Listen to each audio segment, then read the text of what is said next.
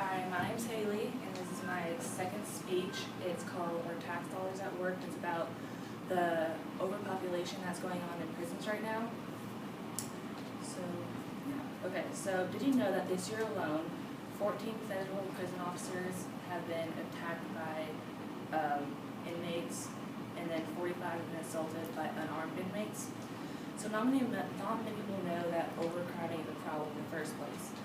But after California, Texas is the most overpopulated prison system in this country. So it brings the question, do we spend more money to make prisons, or do we let criminals out in the street early?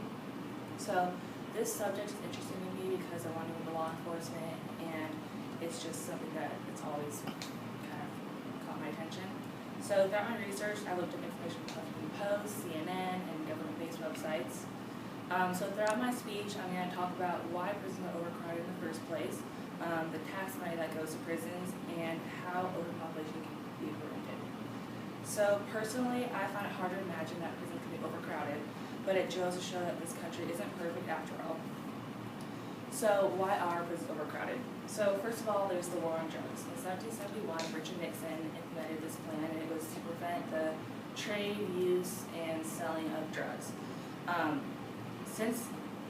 According to Richard Branson from CNN, about 40,000 people were in U.S. jails and prisons for drug crimes in 1980, but today there is more than 500,000.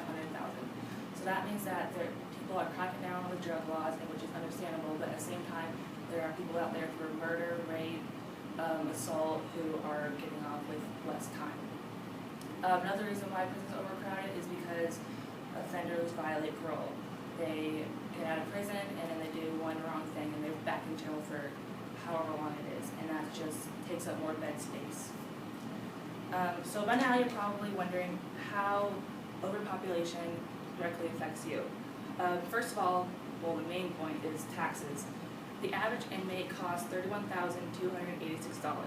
In Kentucky, it costs the least was $14,691, and in New York it costs $60,076. So if, for example, a middle-class family making $50,000 a year, their $75.40 their taxes would be going towards federal prisons. If they had a child from ages when they were born to 18, that would be $1,400 to go towards their college tuition. So at the current rate of prison growth, we may have to have double the amount in prisons. So that means that same family would have to pay around $135. So according to Michael McLaughlin from the Huffington Post, by 2018, it's expected that prisons will surge to 45% over their limit. That's only 3.5 years away. So more directly, overpopulation affects the guards and the officers in the prison. Like I said before, many are getting assaulted and harmed because there are not enough officers to take care of all the inmates. Ryan Riley reported that there is one correction officer for every 150 inmates in their 16,000 units. So prisons have double and triple the inmates' bunking system, so they make TV rooms and any extra space into rooms and beds for them to bunk in.